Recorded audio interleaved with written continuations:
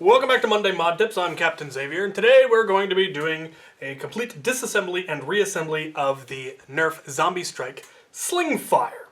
This was one of the most requested ones, and I finally got my hands on one that hadn't already been modified, so we're going to do the complete teardown, show how all of the parts interact, all the locks work, take everything out, put everything back in, discuss the two major issues that I think people probably run into when they try to reassemble this, and it will hopefully be very helpful to some of you who have taken this apart and haven't been able to put it back together, because this is a somewhat complicated blaster. First, of course, we will go over the controls. Most of them are fairly straightforward, but there is one interesting one. This is a magazine-fed, manually primed, spring-powered blaster, so it's very similar to the Retaliator in many ways. The big difference is the priming mech on this one is lever action. So there are a number of locks that you see in most blasters. When the blaster is not, or when the bolt is not all the way back, the magazine release has a lock on it, so you can't try to pull the magazine out or put a magazine in if the blaster is not primed backwards. If the bolt is not fully in battery, there is a trigger lock, though mine doesn't work as well as it should, and I'll show you why yours might not have this problem. This one does. There is a slide lock that there are actually two different slide locks. There's one similar to the Retaliator, and then there's another one similar to the Kronos in here, so that'll be interesting to see. And then the final control on the outside is there is a slide lock release mechanism. So as we start priming the blaster, it locks. So once we start going forward, we can't go back yet. We can only keep going forward. At this point, the trigger is locked. The magazine release is not. Once we get all the way forward, now the magazine release is unlocked. And we could, in fact, put in a magazine if we wanted to, take out a magazine. Once this priming handle goes back even a little bit, this is now locked. We cannot get it out. However, this hasn't started locking yet, so we can push it back forward. And that is a common problem. One of the complaints with this blaster is that you have to have this lever absolutely all the way forward in order to take the magazine out. If it gets bumped back even a little bit, now we can't put a magazine in or out. Luckily, there is a little bit of wiggle room that will allow you to still move it forward. Once you get to about here and it actually locks and won't go forward again, then you're stuck. You can't take it out again. And it continues to lock all the way back until it gets all the way back, and now it locks here. You fire it, and then you can prime it again. You can take the magazine out, and this will continue to lock the way it is supposed to. So what does this slide release do? So when we move the slide forward, it'll now catch it. We can't move it back anymore. And if it should somehow get jammed, so we can't move it in either direction because something's jamming it from going forward and it's locked so it can't go back, if you push in on this little button right here, that's right below the instructions, push in and hold it, it will then release the slide. And now the slide can go back and forth freely. And as long as we don't prime it all the way back, it'll continue to be free. So we can now, if there was a jam or something stuck in there, we would be able to get it loose. As long as you're holding that down.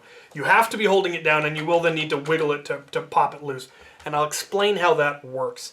Because we're not actually disengaging something, we are preventing something from engaging. And it's a subtle but important difference to understand how that release actually works.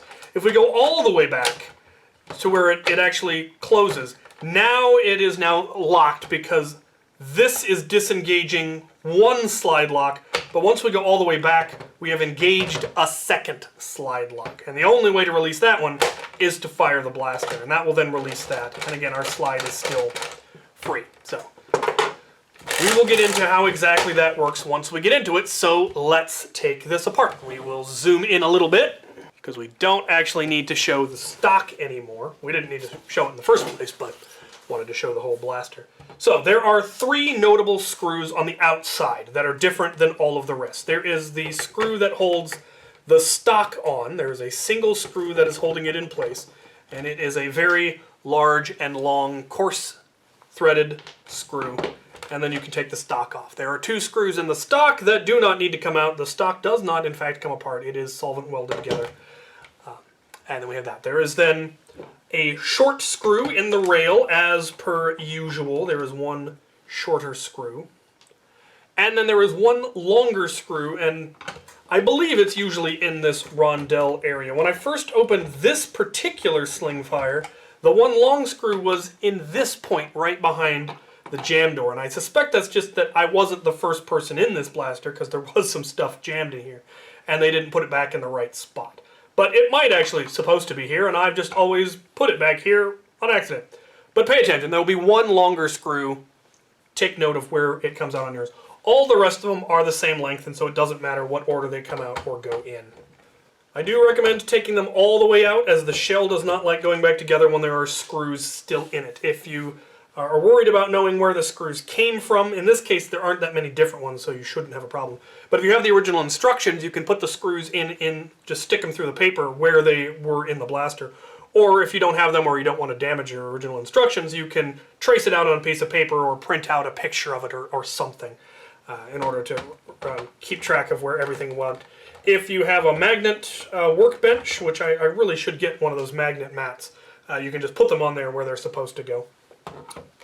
The very first time you open a blaster, remember to apply extra pressure when you take the screws out and give it a sharp twist to pop loose the seal. You'll actually hear it, usually it'll pop the very first time a blaster has been opened. And that's kind of how you can tell if it has never been opened, is it won't have that seal anymore. But you want to apply that extra pressure and break that seal, because otherwise you may end up stripping out the screw heads. And I do have a video on how to deal with stripped out screw heads, but it's better to just not have to. There are quite a few screws in here, and some of them are in screw ports that are on the black portion of the shell, which makes them a little harder to spot.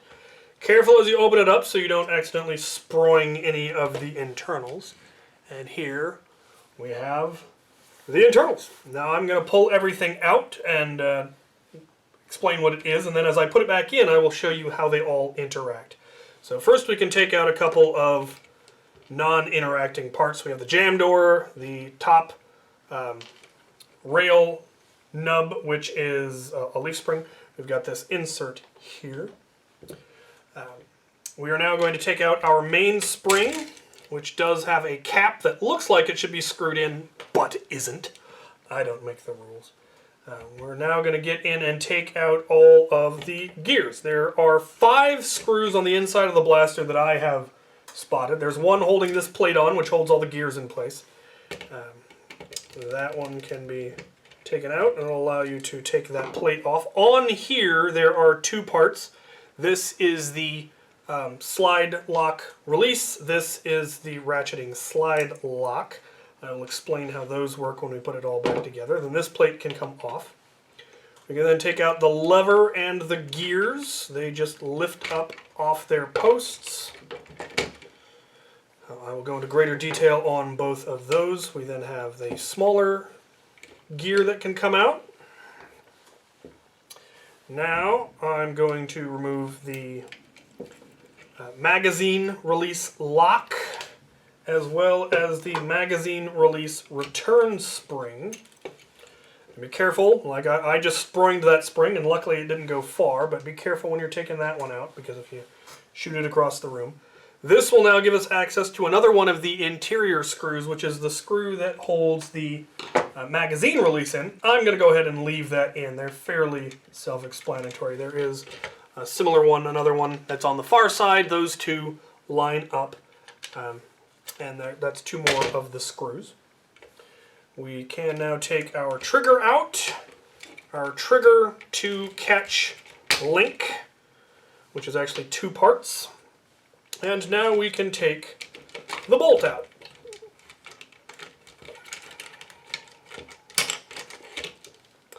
That just comes out of there. The catch does actually have a clip that holds it in, which is really nice, but that comes out. We then have our trigger lock, which is held on by this plate that also looks like it should be screwed in, but isn't. And then we have our trigger lock, which mine is strangely sticky.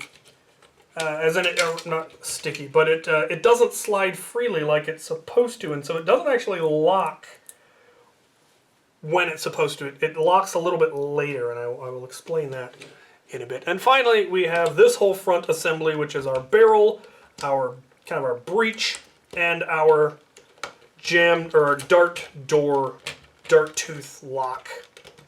And we will pull all of that out. That all comes together. That is pretty much everything out of it. Technically, I think, well, no, that doesn't want to come out of there, and I'm okay with that.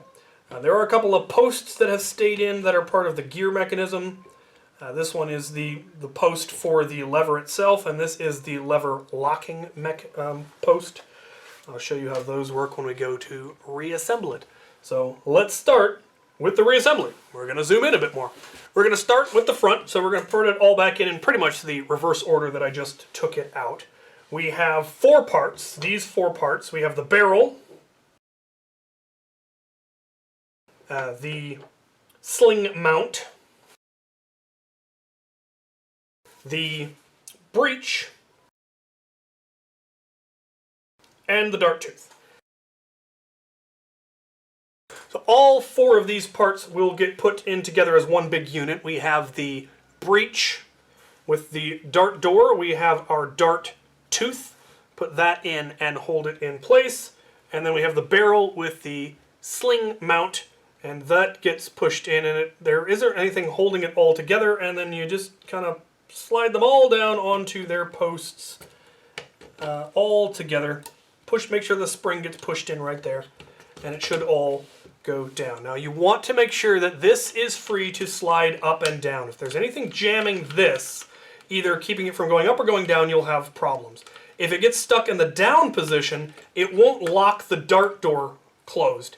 And when you go to chamber around, rather than it getting pushed into the breech here, the barrel, it'll just push the dart into this barrel, and then it won't actually seat, and when you fire it, it'll just fall out the front. So if you're having a problem with the dart not getting pushed into the barrel, this has probably gotten jammed by something, a bit of grit or a Lego or a dart head. That was what was jammed in this one. If it can't go down, if something gets in here and jams it so that it can't be pushed down, you won't be able to fully prime the blaster. It won't actually be able to slide all the way into battery, the locks won't disengage, and the blaster won't be able to fire. So that are the common issues that will be caused by this getting stuck. So you need to make sure that that is capable of moving up and down. Next part that I'm going to install is going to be the magazine spring, return spring, which is this part. And it's going to go in so that the longer side tab is pointing up. And that is what allows you to actually push it down into place, push the spring back, and now it is spring-loaded and it will pop back into position. Fairly simple. Next part we're going to put in is the the magazine release lock, which is this part. And it simply slides in here so that the spring is down and the angle part is facing forward. And then it will slide into there. And this moving up and down is what locks this. So right now it can't move back because this is being pushed up. When this gets pushed down, now the magazine release will work. So this needs to be free to move up and down, or you won't be able to insert a magazine. If something gets up under there and jams it so it can't move up and down, you probably won't be able to move the slide back. And you won't be able to prime the blaster. So that's what's going on there. Next, we are going to put in our trigger lock, which is this part. And it goes in here like so. Oh, make sure that spring gets in there properly. There you go. It should be seated like that. And then this part is the retention plate, which goes down on top of it. And like I said, looks like it should have a screw right there, but doesn't. And here is where I mentioned that mine doesn't work quite right. It should be spring-loaded so that it always pops back, but mine gets stuck and doesn't return. And I'm not sure if that's a feature, but I really don't think it is. I think it's supposed to move back immediately. And it gets held forward by the bolt sled. And then once the bolt sled starts moving back, it should start moving back with it and should immediately lock the trigger. But on mine, it doesn't until the bolt sled gets far enough back to actually force it back. It doesn't actually cause any problems because the trigger being not locked until the lever is all the way down isn't a problem because it hasn't caught yet and there's nothing to actually release when you pull the trigger. So it doesn't actually cause a problem, but be aware of that. Next, we're going to put in our trigger. So the trigger goes on this post right here, and as you can see, it's currently locked. So now it is unlocked. When this thing gets pushed forward, it will now lock. I should also note that there is a small nubbin right there on the trigger lock, and that is important. That will come up later, and that is probably the second most common problem that people have, is they don't get that in the right position with another part, and it causes the system to not work. Up next, we have the trigger to catch linkage, and it is in fact two parts, these two parts. And the way they go together is you've got this kind of cavity on this side. I don't know if that is properly focusing. It doesn't look like it is. Focus. There we go. So we have a cavity on this side. We've got a spring on this side, and the spring goes into that cavity like so that it is spring-loaded on the top of it. It is then going to go in so that the pointy part is facing the front of the blaster. Again, looks like it should be screwed in, but isn't. But it goes right here like this. And finally, our catch goes in, and it's going to lock into that groove right there, which is really nice because it keeps it from popping out. And now, when our trigger is released, it will cause the catch to move. Now we're going to take a look at the whole bolt plunger tube plunger assembly, because there's a fair amount going on here. So the plunger can come off, but the plunger rod cannot come out. There is this orange ring on the back that is keeping it in place, and that is important. That is necessary. Without that ability, without that there, certain locks won't be disengaged when they're supposed to be, and the blaster will not operate. Now, on the bolt sled, the barrel section here, the breech, if that's what you want to call it, is pinned in place onto the bolt sled. If you want to take it out, you have to remove that pin. There are then two screws on here, the last two interior screws. There's one on this side, and there's one on this side under the barrel. And if you remove those two screws, I will go ahead and do so, you can then remove this part, and it will give you access to this one of the second slide lock, which is this part. And there is only one way that it will fit in there properly. It goes in there. It has a notch, so you can only put it in the right way. And then you will have to compress the spring in order to get this on here. Kind of slides in like so, and then you can put your two screws in. They are identical, doesn't matter which way they go. But you might want a smaller screwdriver because they are fairly small and you don't want to risk stripping the heads or the posts on them. We can now put the plunger tube back onto the barrel, and we're ready to install it. Now here is where that second most common error I think comes up. Remember I mentioned that there was a notch or a knob on the trigger lock. There is a very similar one, if we can get this to focus, on this bolt sled right here in the back. A little notch there. Now when we install this, remember the two round knobs are going to go up. We're going to put it in, but that little notch needs to be to the right. The notch on the bolt sled needs to be to the right of the one on the trigger lock. It needs to be closer to the trigger than the one on the trigger lock. And then if we push down on this, we should be able to get it all to seat. Now the reason that it is important that you have that in the right position is when this goes forward, it should pull the trigger lock forward and to release the trigger. And as it goes back, it needs to push the trigger lock back into position. If you have it the wrong way around, if you have the slide knob to the left, then as you try to come back, it's going to get caught on that trigger lock knob.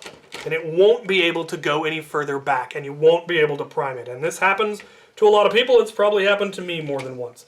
So remember, it needs to be to the right of the knob on the lock so that it can freely slide. When it goes forward, it should pull the trigger lock with it to unlock the trigger.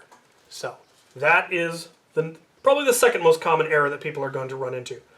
The most common is what we're going to talk about now, which is the alignment of the gears. And I will probably get it wrong the first time that I do it, which will be good because I can then open it back up and show you how to do it properly. So we're going to take a look at our gears, and there are 3 of them in here. There is one on the priming lever itself, and this will in fact come off, and the inside looks like this. And what this is a clutch. This is designed so that if the blaster should get jammed and the gears aren't able to move, the slide isn't able to move, if you try to force it and you didn't have this clutch, you'd end up breaking teeth off of your gears, which I have done on my modified one that had that clutch disabled. This is designed so that if you have enough force, these 2 pins will get forced in. It's a very strong spring, but they can get forced in, and that will allow the lever to move without the teeth moving. So they will slide under it. It'll pop loose and it will slide. And the amount of force necessary to pop loose that clutch and let the lever slide free is less than the amount of force necessary to crack a tooth off of the gears. So instead of a tooth cracking off and breaking the blaster so it won't work at all, that clutch will slip and it will save your blaster. Now, if you use a heavier spring, then the amount of force necessary to prime the blaster may be more than the amount of force necessary to slip that clutch, in which case you will need to disable it. And the easiest way is to just drill a hole and put a screw in so that it can no longer slip. Alternatively, you can jam these open, or just put something in there so that it's solid. But I found it easiest to just put a gear in there, or a screw in there, generally from this side because there's nothing that it's going to get in the way of. So that is how that works. This gear, which looks like this, is in fact multiple parts. There is again that orange ring on the top. There is then technically 2 parts that are locked onto each other, and then there's a square metal post that goes through. And there is only one way that this will properly align. There are different sized notches, and it can only go in one way. And it is important because those teeth need to line up correctly. And if they are not aligned correctly, then things won't work properly. Because if you're off by even 1 tooth with the alignment of these gears, the blaster will not operate correctly. And that's where, again, a lot of people have trouble, is getting that alignment correct. So I'm gonna try to help you with that. So these 2 go in at the same time and slide down on top of each other. And right now alignment, I don't believe, is too important, though there probably is a correct way, and I'm not entirely sure what it is. But that's going to go on there. The trick is then in installing the 3rd gear, the orange gear. Now you want to make sure that the bolt is all the way forward, and that this lever is not quite as far back as it can go. It needs to be right about to the point where it's going to pop loose of that locking post. And we're going to put this gear in.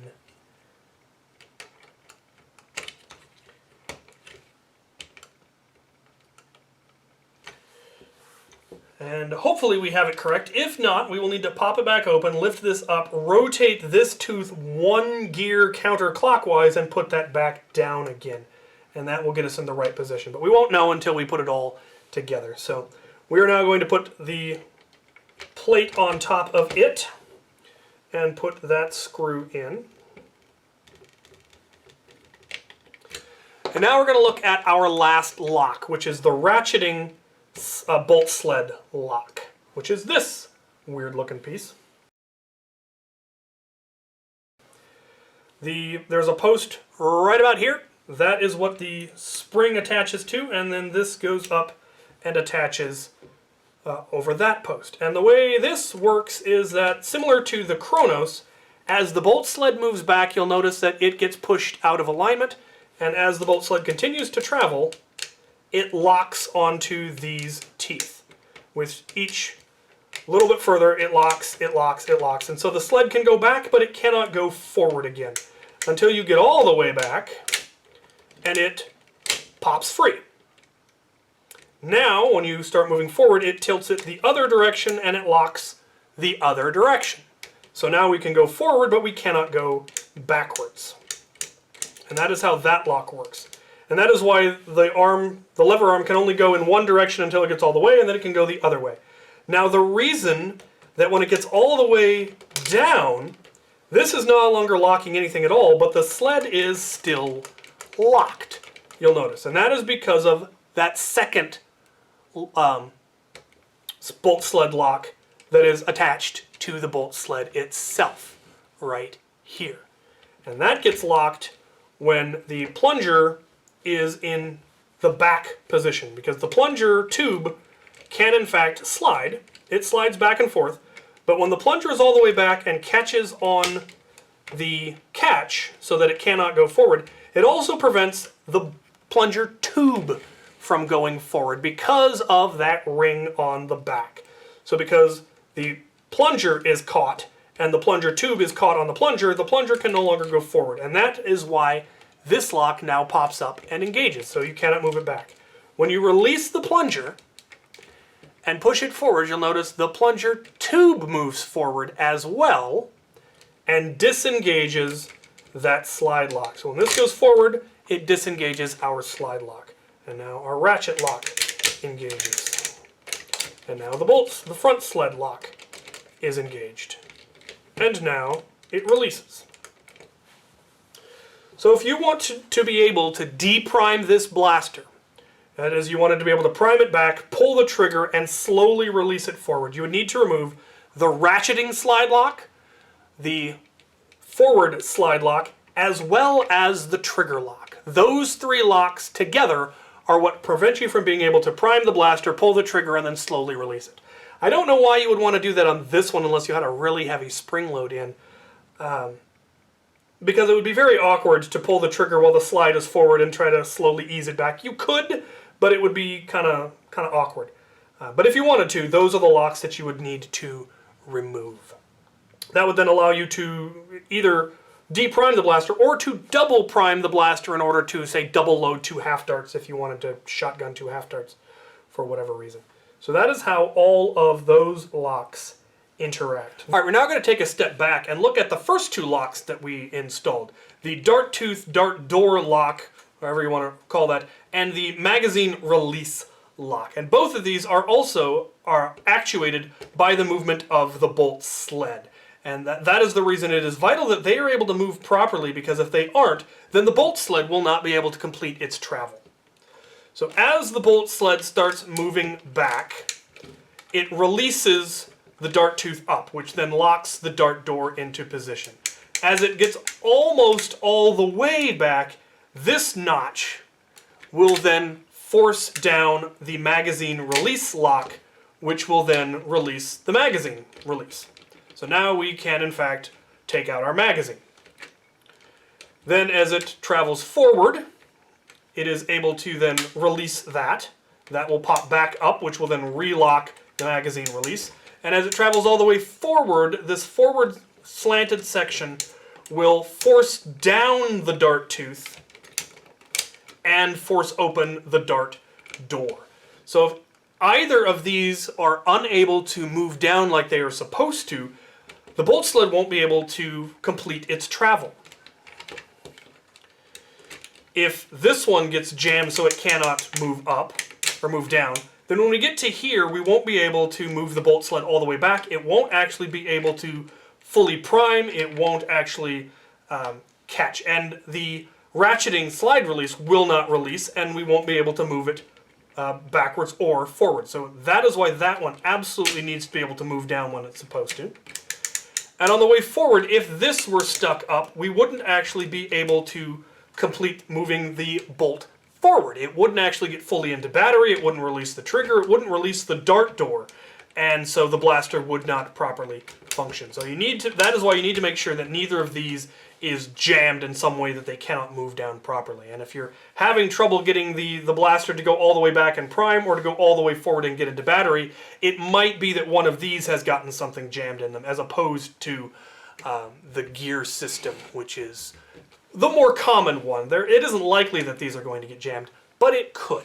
So be aware of that. Now we have the last part, which is this off-colored gray-looking part.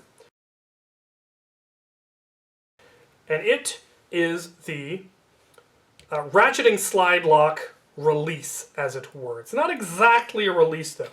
But it goes in right here, like this. And when you push it down, it doesn't actually disengage anything. Rather, it prevents the ratcheting slide lock from engaging. So as the ratcheting slide lock goes back, it locks, it moves down and then flips up and locks into place. But if you're pushing down on this hard enough when this goes back, it will actually hold that part in place, out of alignment. So it's not locking anymore. We haven't disengaged it, we've prevented it from engaging. And when we let go, it can then pop up. But when you push it down, it starts pushing it, it gets pushed out of the way, but then doesn't pop back up again, which is why you do have to wiggle this a little in order for it to actually fully disengage. Because if we were here, and it was locked, and it can't go back anymore, if we push down on this, it doesn't do anything until we get it to pull back just enough to disengage. And now it is, in fact, out of alignment. So we're not actually disengaging it, we're preventing it from re-engaging. And that is how that works, which is kind of interesting and clever. Alright, now we can put our main spring in, as well as the spring end cap, which, again, definitely looks like it should be screwed in. If you look at it here, it looks like there should be a screw right there, but they didn't bother. Alright, that's all of the internals, other than the kind of cosmetic ones. We've got the magazine well insert, we have our jam door, and we have our rail lock. And now we can put the shell back on and put the stock on and see if we got the lever in the right, got those gears in the right alignment. Remember, the shell should always go on easily, smoothly, although if it's not, then something is out of alignment. In this case, it'll typically be that slide lock release is what will get caught. We have that in place. Now we will prime it. And sure enough, we are one tooth out of alignment, because even though this is all the way back, the trigger is not releasing, which means we're not quite all the way forward. Now, if you push on it, you can get it to release, and then it will fire. And now we can take this off, take this back off. We'll have to get in there and adjust that tooth, or that gear, by one tooth. So we're going to lift up on the orange spring, or orange gear, and we're going to rotate the lever down until the second gear rotates one tooth. Want to make sure the bolt is all the way forward. And we should be, no, I don't think we got it. Okay. One tooth's worth of rotation forward. So we are still on the far side of that locking lub, but just barely. And now, if we put it all back together,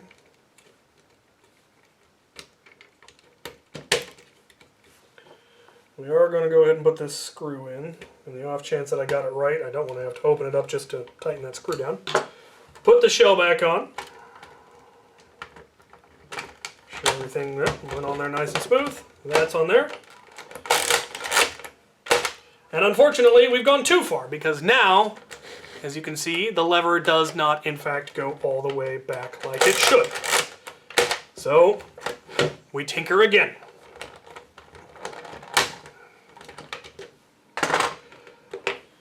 And if anybody out there knows the secret to aligning these gears, I assume there is a way, there is one tooth that has a mark on it, but I don't know what position that tooth is supposed to be in. Because these gears are always the same, these gears are always the same, but the position of this one, because it's two separate gears attached, that is where the inconsistency comes from. And that tooth, that gear can be off slightly, and so you're just going to have to tinker with it until you get things in the right position. That does not feel right because it feels like we're going to have that same problem of not getting enough forward push. Let's check. Nope, there we go. Let's take a look at the alignment of that and see if I can spot a pattern. There's one tooth on that middle gear that has a little notch or a little mark on it, and it's pointed that way. Take that as you will. I don't know that that matters. You may just have to tweak the gears a couple of times. Yeah.